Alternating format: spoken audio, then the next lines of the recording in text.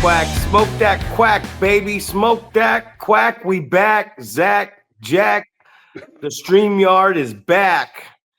Got me a nice hot cup of coffee. It's your neighborhood friendly promoter, coach, trainer. Sometimes I say it out of order. 43-year-old professional wrestler, Zack Primetime Reeb. I'm joined alongside my podcast partner, the 7-foot wrecking ball, Paul Isadora. Welcome to the Going Over podcast, Paul. This one, let's just tell everybody happy fucking Easter. And I hope you enjoy WrestleMania. We can't talk about what happened yet because we are in post production to get it ready by Monday. That's a long introduction. How are you doing, my friend? Oh, I'm doing good, man. Just another reminder as we're trying to get to that 500 subscriber mark that we need you to subscribe, share, comment, do all those things, man. Watch the episodes, watch a whole episode, do all those things. Oh, Yeah. the hours, young Padua are proving that it's being watched. Right, But exactly. the People are hater, watching.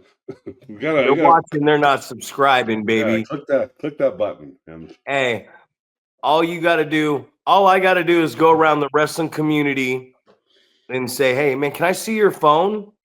right. And then I'll grab their phone if the porn or the gay porn's not plugged in, and I'll scroll up and I'll hit that YouTube app, and then I'll punch in Going Over podcast, and I'll look at somebody and go, oh, you ain't my friend.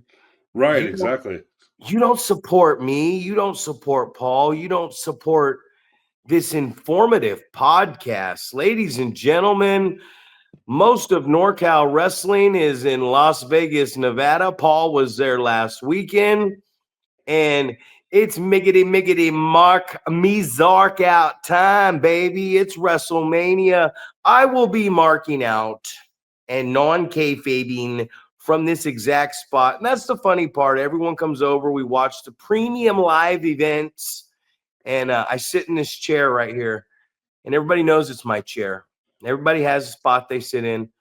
I've remembered a couple people coming over for the first time sitting in my chair, and I walked up to them and said, get the fuck out of my chair. And they kind of looked at me like, ha ha ha ha ha. And I was like, nah, dude, I'm not fucking playing around.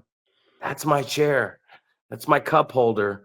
That's my lay my phone on this motherfucker and charge my battery. These are my automatic recliners and headrests, and I'm directly lined up with my TV. And I will be sitting here because I will be comfortable in my own house as I watch wrestling. That's it, man. I just for some reason I put on this is episode 31, but it is not. It is episode 41.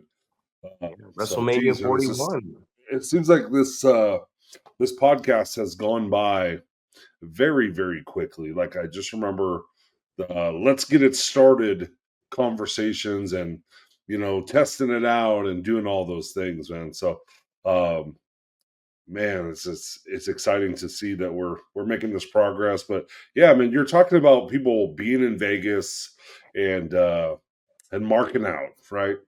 We're I don't know, man. I was thinking like if I was there, obviously I would know people. I would want to take photos with them, but I don't know if it would be like, am I too old school to um, take photos with guys that are supposed to uh, be heels and posting them online with with the thumbs up or giving them a hug or whatever like that. I'm thinking like that might be you hear so many times like these people, a lot of people have passed away, so don't forget to take photos with your buddies, and don't worry about being called a mark because you're taking photos with people. Take advantage of it, right? Because the way that people are leaving us is at a frantic rate, and it's like you never know when you're not going to get to see someone again. So, yeah, so I don't know, man. I think I'd be taking photos for my own personal collection, like for my memories. It wouldn't necessarily be like, hey, oh, I took a picture with my friend here, posted it online immediately, down in Vegas watching pro wrestling. I So just I don't saw know. I just saw a photo of Bishop, Ugly's youngest kid, 16 years of age, he ran into Jacob Fatu All right. and posted the pic, and then Ugly in the comments was like, "Oh hell yeah, he's enjoying his life. He's 16 years old in Vegas without his dad." You know what I mean? Like, but I do enjoy it, man. Seriously, just enjoy it. I mean, Triple H and all these old heads are on these podcasts talking about nobody keeps kayfabe nowadays, but then they're breaking the fucking fourth wall and they're breaking kayfabe on the same fucking podcast, man. And I don't want to get into that situation where I don't want to be a hypocrite, man. Like, that's why I get mad at myself for saying I think, and in my opinion, those are just like nice ways to like be like, hey guys, don't be mad at me. This is what I think. And like I said, we're on an informative podcast. So what we're stating here is facts. We're giving you facts. And we're not saying there's one way to do it. We're just saying like this is why this is done. This is how you do this. There's different characters, there's different personalities, there's different sizes and shapes and genders and all these different things and ethnicities. So there's different ways to go about everything, but it's not an opinionated thing we're throwing out here. So wrestling has changed. Wrestling has changed, but what has changed about wrestling is the the technology. The technology has changed. What wrestling is no longer it's no longer like a little hidden secret like a magic trick. It's like we got the internet, we got this stuff right here so people know the terminology. We did a shitty job keeping the terminology. We did a Right. shitty job keeping the secrets. We did a shitty job of keeping the marks out of the ring. We've given this product away. We've watered it down, and we've done so many things. The athleticism's through the roof, Basketball. Would you say that nowadays, do you think these basketball players could play back in the era of the Detroit Pistons or Bird? Remember Bird and Magic put it on the map, man. They made it popular, but Michael Jordan, the Pistons, the Philadelphia 76ers and the Boston Celtics rivalry, we forget about that rivalry. And I I love LeBron James, I really do, but he's a pussy. He's a Well, and I flopping little pussy. He is, man. He's a flopping little pussy. absolutely I love him. I love him, but right. You just think about that type of question, man. It's like you look at the old school versus the new school, and you think about the physicality that there was back in the day, right? They wrote a book about it called the Jordan Rules, about how the Pistons were going to um, frustrate, hurt, all these different things, hurt Jordan, right? They had all these things they were going to do, like he wasn't going to get a wide open look at the basket, right? They're going to put him on his ass. It was that was the style that it was back in the day, right? I always hear Shaquille O'Neal. He uses the phrase "touch him up," right? He was talking about Allen Iverson coming to the basket, and he's like, "So I had to touch him up, right? Uh, Foul them hard, right? Make sure this guy knows you're not welcome in the paint, right? Do not come down here or violence will occur." So you think about those things, and obviously people are like, LeBron James is the scoring leader now. So he's a how did that everything leader. right? Like like how did those things happen if he's not the greatest and all this different stuff? And so you think about that type of stuff, and the physicality, there was no hand check rule, right? You could put your hands all over people back in the day, and now there's like these touch fouls and stuff like that, and so much easier offensively to get things done because it's the rules are so much against defensive players, playing more physical and getting their hands on people. It's an So, offensive game, man. It's a three-point yeah. shootout all day long, man. Who's running and gunning. And professional wrestling. Like I was just talking, like Will Ospreay. I love Will Ospreay, man. I think he's the most amazing athlete I've ever seen, man. He reminds me of a European basketball player. It's a white guy that came into that 75% dominated black sport and can go. Djokovic, you know what I mean? Luka, these guys, man, they could go. Back in the day, it was Bird. There was McHale. There was some great white players, but you know, Offspray is he's a perfect example. You got your Kenny Omegas, but these are guys that do this, right? They do this well. They do what they do well, and everybody's trying to emulate that. And in emulating that, not only does the risk of injury greatly increase, but you're not going to be able to do what Will Ospreay does, and you're not going to be able to do it better. This guy's like a cat. He lands on his feet, and one day he will not land on his feet. And that is the tall tale sign. How good is Will Ospreay? Because when he no longer can jump, when he no longer has the legs and that leaping ability and that to be able to spin and land like a cat, that's going to go one day, man. It goes on us all. Is he going to be able to talk the fans into the building? Is he going to be able to can he entertain those fans without doing all that high risk? And we see a lot of guys that come along like Shawn Michaels. Shawn Michaels still had risk at the end when he came back, but he wasn't as athletic as he was before he left with that back injury. And I was reading something today because I believe it too. Like if you were to ask me my top 5 favorite matches of all time, I would put them in this order, okay? Match number 1 is going to be Chris Benoit versus Kurt Angle from the Royal Rumble. I mean, that's everything pro wrestling was about, man. I mean, that's my favorite of all time. 2, Shawn versus Brett in the Iron Man. Because I'm like, dude, they cut a thick pace. There wasn't even one fall in an hour. They had to go to overtime with a finish to get there. So whoever was in the Arrowhead fucking pond at that WrestleMania, in WrestleMania 12, they got a gym that you'll never get again. My third favorite match, Undertaker versus Shawn, the first one at 25. The entrances, Shawn was playing the villain and he came out in the all white and that little rickety thing from the heavens, and Taker was the baby face and came up from hell. And there was a lot of fuck ups in the match, diving over on the cameraman. But I mean, it was one of they marked it the greatest WrestleMania match of all time. And that's number 3 to me. Number 4, this one might be a shocker.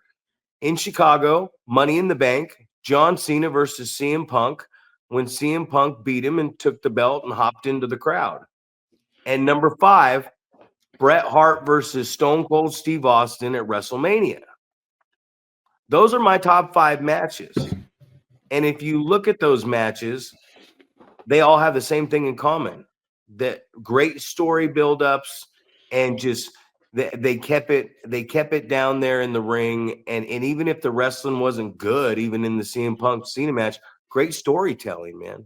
They had something in all those matches. What about you? You got a little top fiver? I don't necessarily think I have a top 5, but I mean, just as you're talking about these matches, there's definitely the matches that I really enjoyed on that list. And I guess me being a bit older than you, I'm still, the Hogan Andre for me is like one of my favorite, just because of what you just said.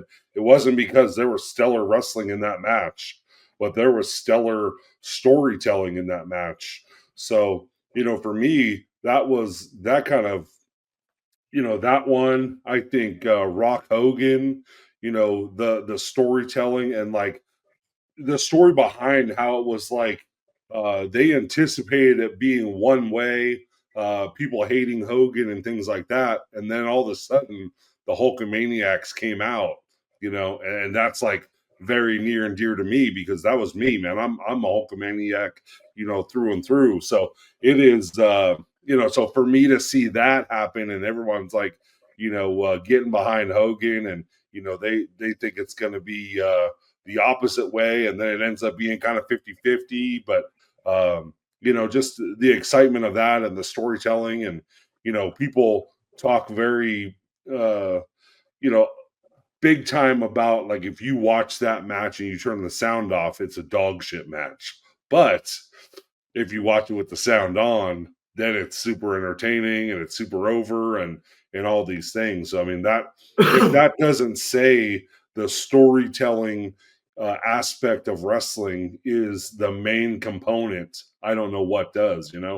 If you have that where you go, I can turn the sound off and I'm not interested in this match at all. But when I turn the sound on, then all of a sudden, the adrenaline's flowing, you're getting goosebumps, all the feelings you're having, and the things that we're trying to do to the fans when we're in the ring is the things that I'm experiencing as a fan watching that match. So, and I think I don't know. Like I feel like Hogan was my guy, and then I feel like Stone Cold was the guy that I kind of when I got back into wrestling, um, you know, college years was kind of how I got back into it. So watching some of that stuff and how it kind of switched the you get the this is what I'd want to do to my boss type of feel. So playing that character and getting into that and going, yeah, fuck the authority type thing. So, I think a lot of the Stone Cold matches that I really enjoyed as well. So, but getting back to it, it's all storytelling, the stuff that excites you. We're coming into WrestleMania, right? So, one thing I just said was Shawn Michaels coming out of the heavens and Undertaker coming out of the hell and up and down. WrestleMania is all about the grand stage, the grand entrances. So I think that's something I want to not think, fuck me. Something I want to talk about today is entrances. And man, John Cena's had some amazing entrances at some amazing WrestleManias. And I know he's coming out as the same John Cena with the same clothes and the same music, but trust me, if I know my boy John, yeah, my boy, hey, where you at? Hey, John, get over here before you go. No, if I know my boy John, he's gonna have a special entrance on night number 2 on Sunday, and I did it at practice today, and we're trying out a new ring announcer, and he did a great job. He did a great job, and I took the guys and I put them behind the curtain, and we played music and I showed them how I wanted it done. And we brought the guys out and I gave the guys like these terrible names, right? It was great. Just these, I think one guy was your tag team partner, Eric, was the Big Bottom, Meat Malone. I gave him that name, the Big Bottom, Meat Malone. And as we're doing this, I'm telling the guys, like, for everybody out there. So the announcer announces the guy, you on the indie scene, you should come out the curtain. And if you're coming out the curtain when he's making his announcement, stop right there in front of that camera, right? So soak up the audience, look around at them, but let the ring announcer finish your announcement. The reason we're stopping here and we're not getting moving is because we're looking at the camera, we're looking at the crowd, we're letting it soak in, we're letting the announcer finish our announcement unless it's a Japanese introduction. And this is big for you. This is big for you and Doc, and when Buck was doing it, and man, and anybody doing commentary, as soon as that announcer finishes his announcement, then you guys can start to talk. Because if these guys just come out and start zipping to the ring, they're not going to get their first camera opportunity right here and let the crowd really break them down a little bit and see what they like about them. But then we're going to get some interference. We're going to get some interference with the commentary talking and the ring announcer talking. And now when we try to post produce this thing, or if it's live, there's going to be some static going on here. It's going to be hard to hear the announcer. It's going to be hard to hear the commentators. It's going to come across really unprofessional. So that's the first thing right there. Is that something that you've, because I'm going to break this down in entrances in some parts. So as somebody coming out, stop in front of that camera. Let the ring announcer finish his announcement and then look into that camera. And now we're going to go to our next point of contact where we're going to get our second camera shot. Right. And I don't know, like I don't think I uh consciously think about it when I'm coming to the ring, but I do, like as I'm thinking about it right now, it's always very slow and methodical, right? I'm walking to the ring, um, I'm allowing that to happen, and then you let the fans kind of soak it in, right? Before you make whatever the comment, whatever it is, let's go Reno or whatever. Come on, baby. All the great comments that Let's we go, uh, Yuba City. that's right. Let me hear you, all those things. So I think for me, that's, it's always kind of been, yeah, there you go. Try to get the crowd behind you, right? Don't just come out and be your character and let them determine on their own whether you're the bad guy or the good guy, right? Um, you know, I think it happens so much, right? We to the point where we make fun of it, right? Where we're like, come on, fill in the town I'm in. So Blank. exactly. So I think soaking it in a little bit, getting just making sure that the crowd knows what your character is. If it's a good guy, if it's a bad guy, should they like you? Should they not like you? Things like that. But I think from the commentary standpoint, it's I talked when it was you and Doc in Red Bluff. That was an eye opener for me. Just kind of getting like I'm just kind of in the zone talking and stuff, and you're just like tapping me on the leg, like, "Hey, shut the fuck up, man. The ring announcer's talking right now. This isn't going to work in post production." So just like you're saying, it's very much segmented like that, where you have certain things happening to allow other things to happen as the post production goes on. But in a lot of cases, there isn't production, post production, anything like that on some of these shows. So, how do these guys learn to do that if the majority of the shows that they're on, there isn't any type of talk about that? Nobody is telling you, like, let the announcer talk, or this is the point where the commentators are going to be talking about you, or anything like that. How do you get it across to some of these young guys that there are segments like that where you have to kind of like go in sections, like you come out of the curtain, this is what's going to happen, because they're getting photos of you, they're putting up the lower third, whatever. How do you get that across to people that aren't used to having that on the back end? Well, you teach it to them. And that's prospects. When we ran the 3 shows of that, I would tell the guys, come out, stop here at the camera, wait till the announcement's done, and then go over this way and get up the stairs and get on stage in front of that banner and the TV.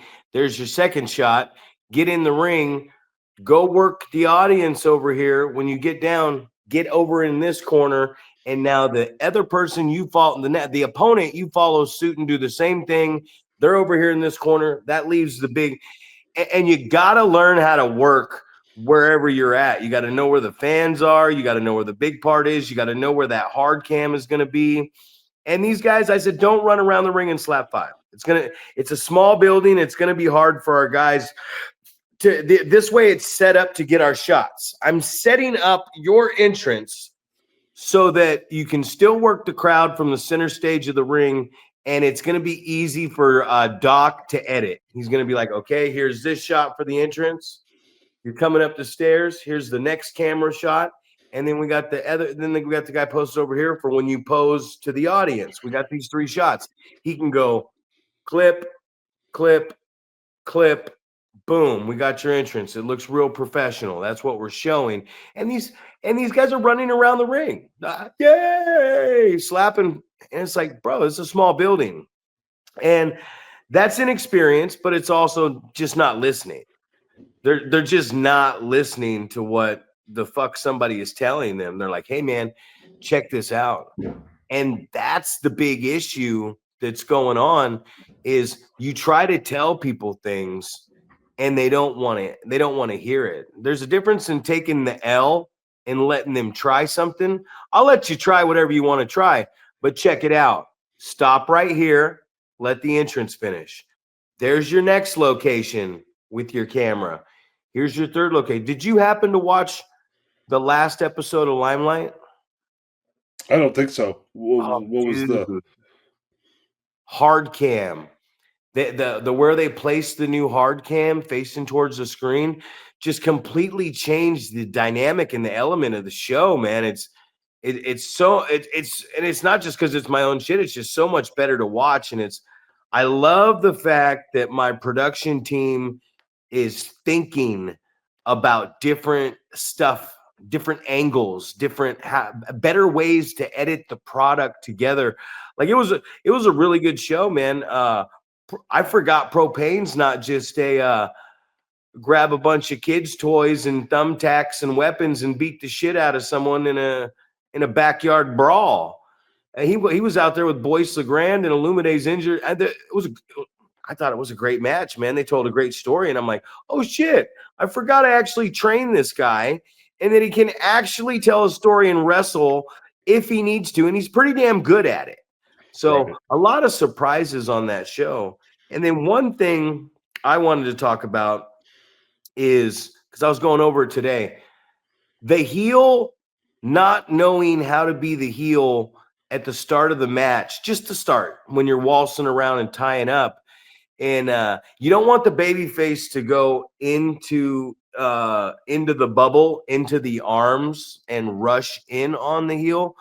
But I was trying to tell him today, like, the baby face has to be the aggressor, not overly aggressive, but he's got to be like moving in on the heel, and the heel's got to be moving back. And I noticed a lot of guys, and I went back and watched some of it too. A lot of these guys, they're backing into a corner, the heel, when they're trying to like get away from the baby face. And it's like, first off, you don't want to be in that corner. You know what I mean? We don't want to be in that corner. And then we're not going to duck out in that corner because the pole's right there. We got nowhere to go. So the baby face needs to, if he's going to get into the ropes, he's got to make sure that he's in the middle. There's 4 different locations in the middle. So even if he gets in the rope and the baby's the aggressor, he can roll out onto the apron and get away onto the floor. So the baby face, he needs to look like he wants to get a hold of that heel, right? You know what I'm saying? And in turn, I was thinking about it. So what this is like this. The bad guy is going to make the good guy look good. And then it's time for the good guy to make the bad guy look good. And then in turn, if the bad guy looks good on the good guy, the bad guy's going to start bumping all over the place and letting the good guy look good. And then we're going to take you to a finish. And that's what it is. Everyone's like, oh, it's going to be by Shine, cut off, hope, come back, falsy, go finish, or go home. No, man, I'm gonna make you look good. And then you're going to make me look good. And then I'm going to make you look good again. And then we're going to find a way to make both of us look good at the end. And then we're going to get the fuck out of here. Right. Absolutely. I was going to backtrack a little bit. So, we're talking about as you come out to the ring, and you're talking about these guys going around slapping hands and things like that. I heard a school thought of, maybe for me, this isn't necessarily something that I would need to do, but this is for the guys that maybe you can make look bigger when they're standing in the ring because now they're that much higher than the audience. Not giving away maybe your lack of size by walking around the ring like that, right? Maybe there's an opportunity where you can walk straight to the ring and get right up on the apron, right? Then people are already looking up at you, and they can't tell. Are you 6 feet tall? Are you 6'4", 6'5"? Something like that. For me, obviously, it doesn't matter. You're standing next to me, you're looking up to me. But in the tweener cases, in some of these tweener cases, what is your opinion on that? Like we talked about on the last podcast, that it is sometimes very cookie cutter, right? You're 5'8", 165-pound guy, right? There's 100 of them in every area of the of the nation that we have pro wrestling. So it's like we talked about setting yourself apart from other people, having a different style, some intangibles, right? Things that people can't duplicate. So what do you think about that as far as a way to kind of set yourself apart? Like, I'm never going to get in too close proximity to the fans where they could be standing up and see like that they're taller than the wrestler, versus the guy just going straight up to the ring and standing up on the apron. And now it's like you don't know if the guy is 5'10" or 6'3", right? Because the guy just boom, he's up on the apron. Now he's the quote unquote larger than life character, right? He's the you don't really get to see him in perspective of you, because he just goes by you and goes up to the ring. What do you think about that? As far as, can you use that in a production setting? Can you pull one over on the fans so they don't know, like, oh, this is a smaller guy? I think about like a Taz character, right? Where I would see him in the ring on TV and he's kicking the shit out of people and it's believable, right?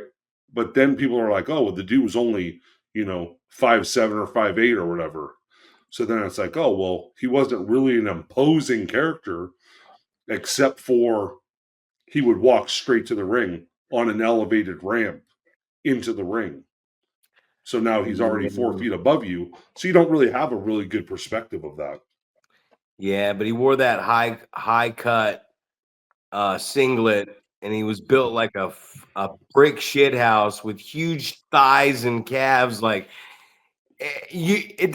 I've seen guys in bar fights that were a lot smaller, and they hit like tanks with hands of cement, and they're just vicious pit bulls, man. So it just all depends. We sell 70 front row tickets. There's the front row audience.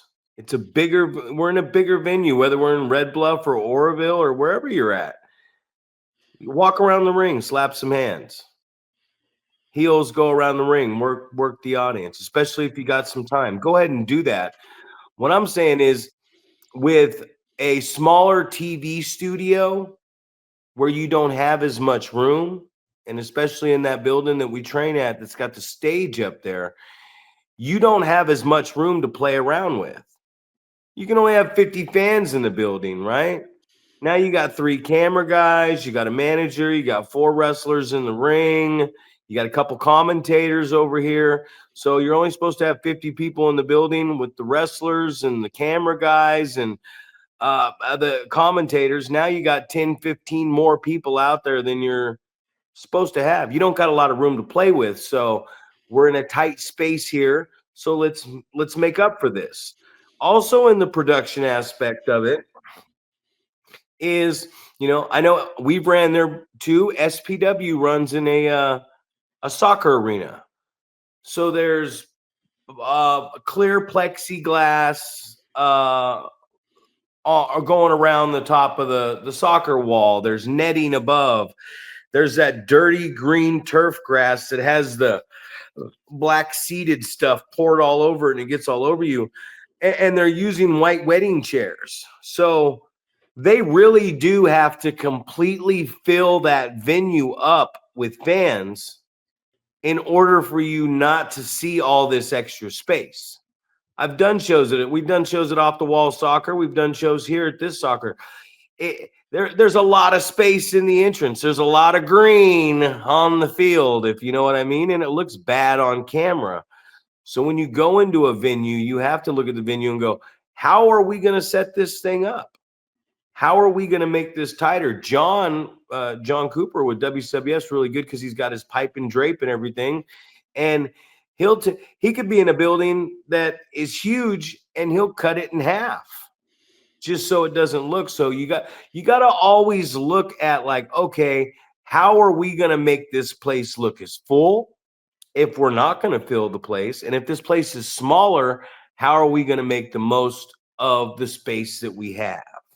And that goes into talking about the production of this and taking the camera guy around and taking the commentators around. Like taking Doc around is very important. I took him around last show just to say, hey, if you got anything that you want these guys to get over, let him know. Don't let him know now because I'm taking him around to everybody. But also, camera guy, Brandon Johnson, Chris Plymisser, hey, what's up? Going around with them. And Doc is smart because Doc's going to edit it. Buck's going to do some editing. Like, I like these guys to walk around and talk to the talent to see how they want to be perceived, what they want going on. Like Xavier and Brick are saying 1, 2, 3, we. And I'm like, well, what is that? Tell Doc what that is. Tell you, Paul, what that is, so you guys can get that over on the commentary. So I think it's okay to go around and slap hands and do all that, but do you have the space? Did you sell you guys are selling front row tickets and handing out lanyards now. Yeah, let's go around and milk the front row audience and make them feel special and make the people in the bleachers and behind them go, I need to get my front row tickets next time so I can touch a wrestler's hand. Absolutely. So yeah, I guess it makes a lot more sense as you explain it, and then you're thinking about like what type of camera angles are you going to get with fans really close to the edge of the ring and things like that. So all that stuff makes sense now that you're kind of explaining it. So yeah, I can see the two different things, right? You got some space, you can get out there and you can interact with those fans, slap some hands, make them feel important, that they're getting their money's worth, right? They get to touch a wrestler, they're close to the action, things like that. Some extra little spiffs here and there. So I can definitely see that, and I can see the importance of that moving forward. And you started talking about how important it is to talk with the commentary people about like, hey, this is something that we're doing, whether this is something that we say in a promo so we can kind of get that over, or hey, there's going to be some action going outside the ring, or hey, we're going to be doing this big spot in this corner, like watch out for it, here's what's going to set up, or here's what's going to lead into it. That way, I get so frustrated when you watch camera crews that you can kind of tell, like, either they're not wrestling fans, they have no idea about what's going to happen. They filmed live sports before. Maybe they're used to doing football, basketball, whatever, and they don't really know what to anticipate in wrestling. And we talked to Drake Nelson about that, how important it is that he was trained to be a pro wrestler, so he could anticipate things happening and getting himself in the right spot. So I feel kind of fortunate. The guy that does a lot of the production for here works for one of the television stations. He actually trained to be a wrestler with us, so he's got a little bit of an insight as well. So to kind of anticipate what's going on and try to get in a position where you're going to get the best shot, and you can talk to him beforehand and say, hey, here's what's going on. Watch out for this. Get yourself in a good position when you see this happening. That way you can get the best camera angle and have a good end product. So I can see the importance of those things, as you're speaking on it, for sure. There's this. Uh-oh. There it I see is. you. There you I are. was gonna say you started blinking your eyes real slow. So You're back. Well, eh, and it's, you know what it is? You don't know until you know, right? of That's the thing. course, No, can't can't figure it out till you fuck up, till you fail, till you get the experience. Like here we are on our 41st podcast. And I said probably around 100 or so, this thing's really going to start to, we're going to see some growth and take off. So we knew going in, holy shit, 41 podcasts in, we're like, this is this is going to take consistency. I said, we just got to keep with it. We got to keep with it. And the thing is, it gets easier and easier and easier to talk. We used to have like a little format when we first started. And we are like, this is going to be our topic of the day. Well, hey man, I just told you now. I'm like, fuck, we got Easter coming up, and you're like, yeah, WrestleMania. We're like, fuck, well, when are we gonna do the pod? Well, let's do it right now. You're like, yeah, we can do it right now. Okay, record. Hey, what's up, Paul? How you doing? Let's do our introductions. Let's get ripping on this. So consistency is key to everything, man. And you have to, if you don't know, if you just sit two guys down at a table when you can to do commentary for wrestling, or we talked with AJ, there is a time and a place where you can do commentary over the wrestling. Hood Slam was, is and was a good example of that with AJ. So, but if you just sit somebody down, you sit two people down because now, oh, hey, guess what? We got some stuff today. We can do commentary. It's not going to be good. It's not. And if you don't have consistency with the couple people doing that, it's going to be a shit show. It's just going to be, man. Like if you're not there, a lot of times I would do commentary with Doc. Buck was good when he came in, but Buck was just loud and had a good voice and was charismatic. He didn't know as much as everybody else. He just yelled words, but it was, he had good chemistry with Doc. Manny was good when Manny would replace.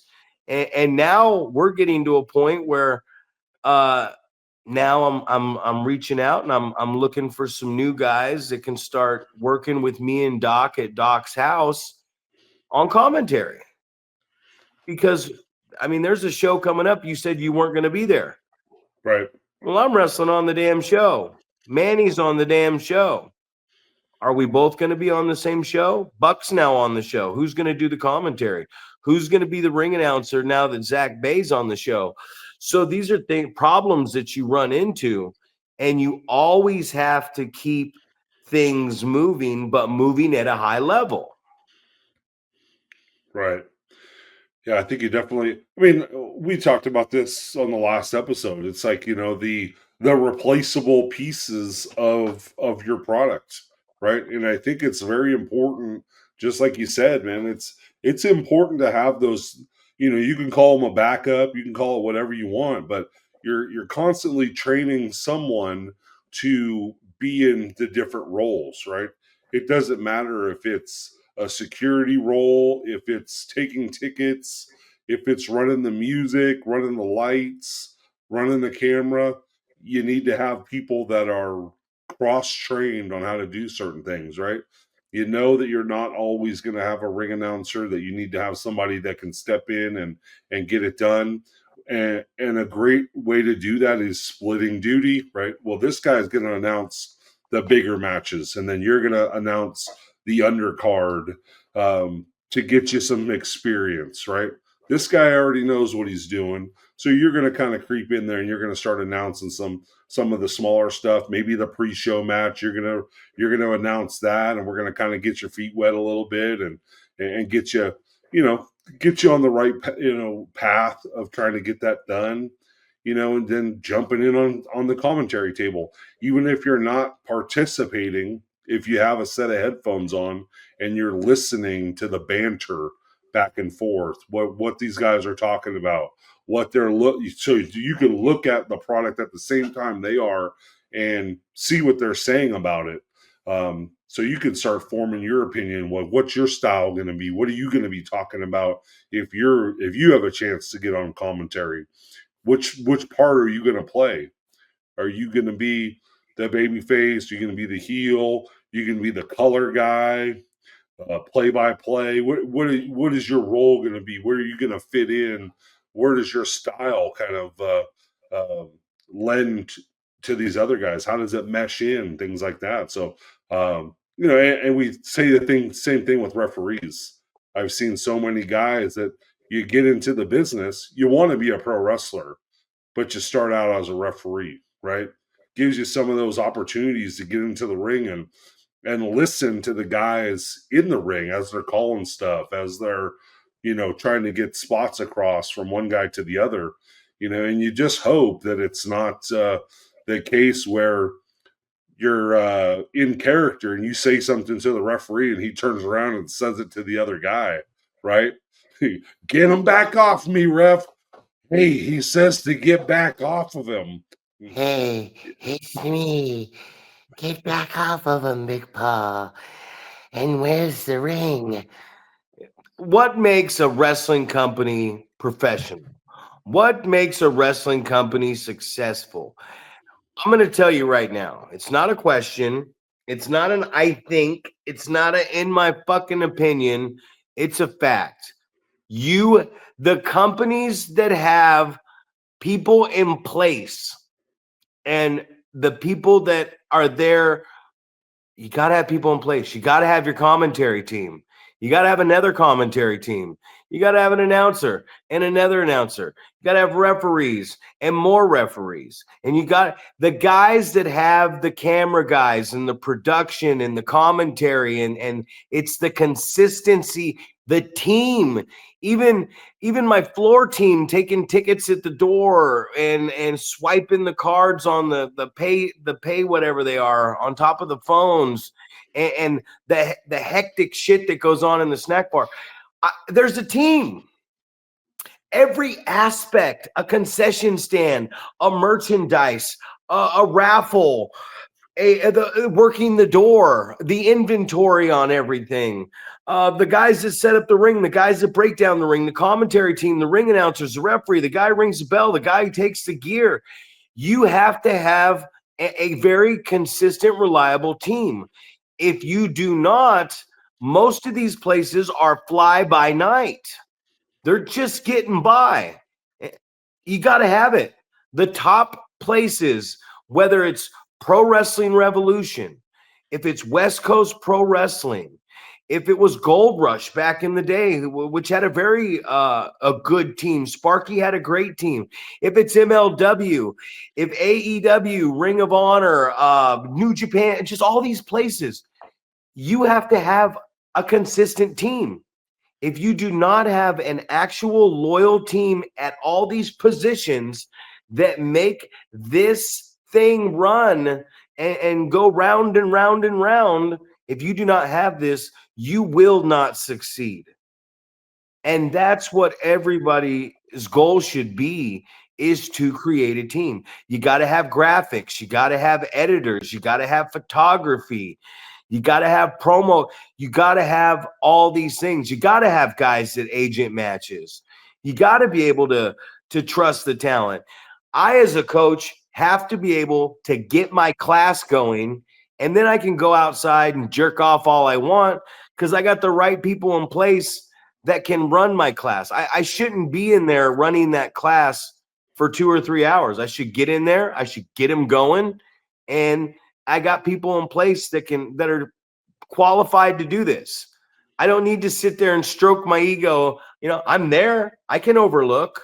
I like that. I like being around. But you take a chance at coaching. It's not even a chance. You've been trained. You can coach these beginner and younger students on what we're doing here. We're not doing something too difficult. You just got to keep going over it and go slow. So you got to have a team in place at every aspect of what your business is going to be. Because if you don't, you're not going to succeed. You're not going to succeed. That's just the fact of it all. Absolutely. And I like the fact that within the wrestling schools, you have those opportunities to get people involved in those different aspects. So, I don't know how many people I've had that are like, I don't think I'm too old or whatever to be a wrestler. It's like, there's so many other things you can do, man.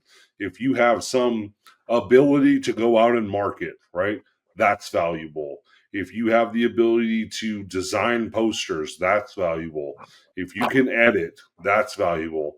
If you know how to film, that's valuable. Like, there's so many different things that are valuable. Being able to run the music board. I know a lot of this stuff is done via computer and stuff like that, but there always seems to be a soundboard involved as well, right? So you can, I'm gonna be cutting the announcer's microphone a little bit so I can get the music, entrance music up a little bit, and all these different things, and understanding how to do those things. So I'm glad that we have that type of system as well. You have people that are training to do different parts of the whole product, and we definitely need those type of things. People coming in, you know, we always give the free plug to Samantha Packer, and how important is having someone that you can go to and say, "Hey, this is an idea that I've got for some gear I want to have made," and that she can just go ahead and knock it out. Right? Take your skeleton of an idea. Here's some pieces that I think, and use your creativity to bring it to life. I think that's important.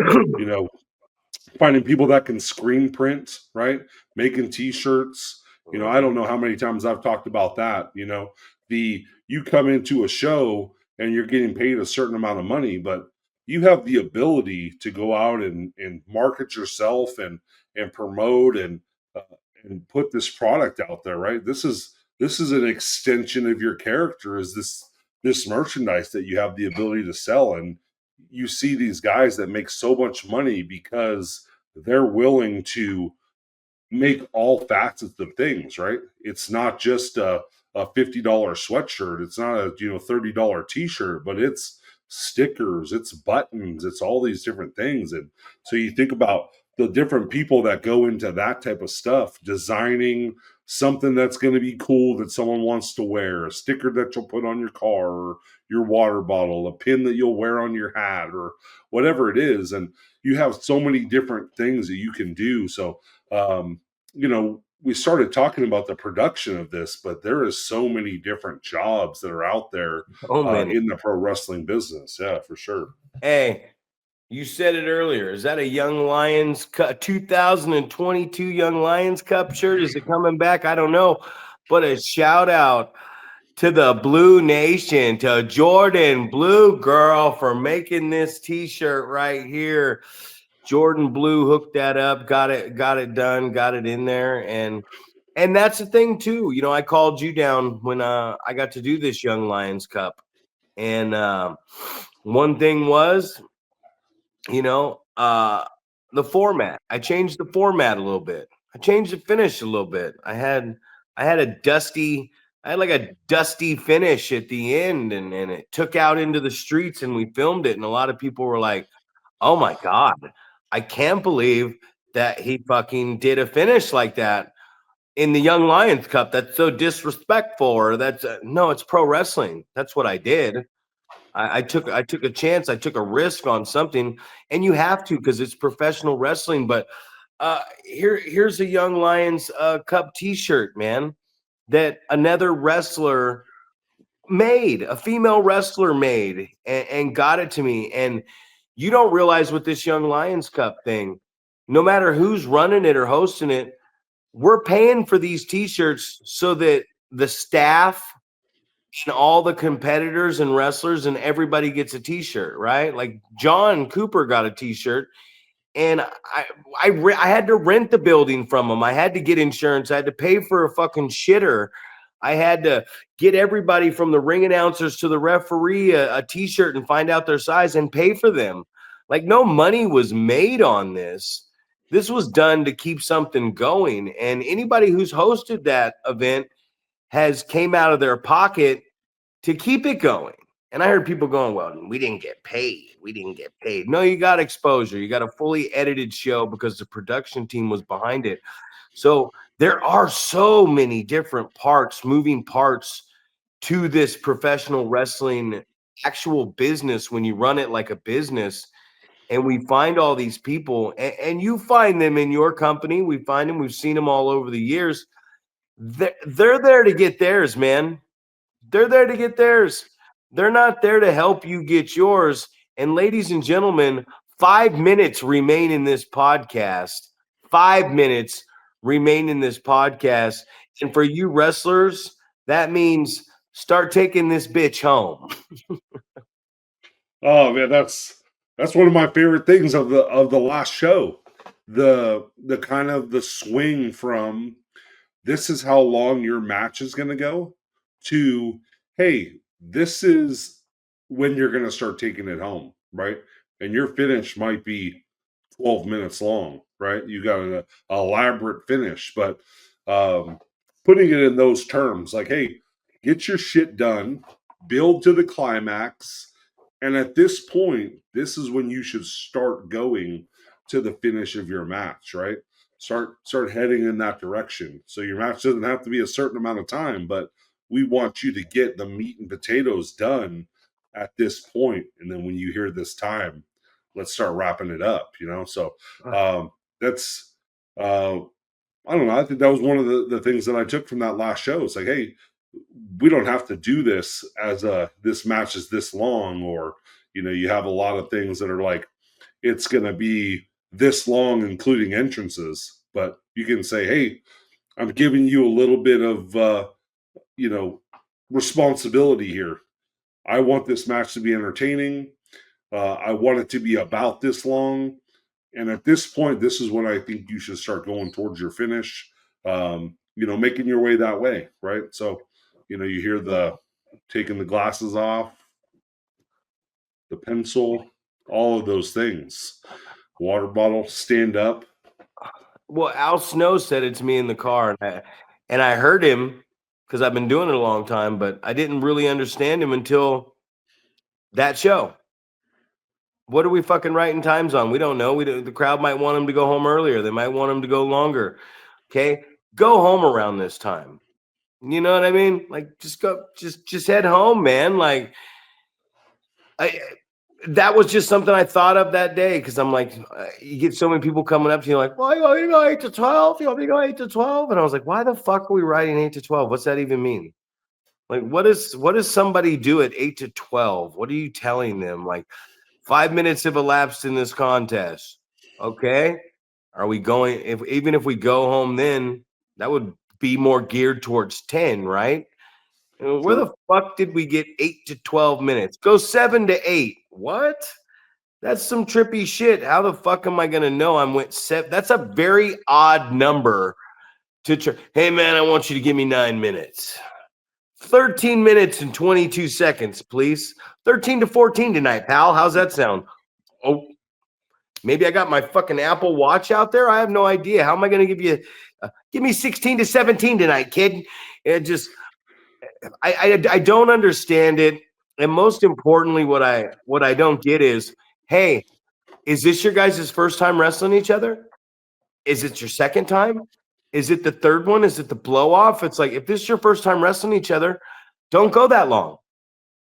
Just get the fuck out there and get it done. Because if you're planning to wrestle that person 3 or 4 different times, why the fuck would you go out there and show them everything you got in that first match? The rest of your matches are going to be tough unless you're in a different town and they haven't seen you. But it's like, oh God, I go back to the adult dudes and the appeal. They did not bore us, and they kept it interesting for 3 matches in one town finally with the title change. I'm like, that's some impressive shit because these guys are newer and these guys aren't like been around forever. So it was impressive that they did that, man. But it's like, yeah, don't just fucking listen. Just listen and don't do everything the first time they see you, or you will have nothing to do. Absolutely. And we talk about that all the time about how we want them to come back and want more, right? I want to see what happens next time. What's going to happen as a result of what I saw this time. You know, you want that. I talk about the cliffhanger all the time. You know, oh, that's it for now, fans. We'll catch you up on the next episode. So I don't know. I think I'm a big fan of that as well. I think sometimes if you want to get over, just pull your pants down and take a big fat shit in the middle of the ring, and you will get over. I'm Zack Primetime Reeb. You're the Wrecking Ball Paul Isadora. We're going over.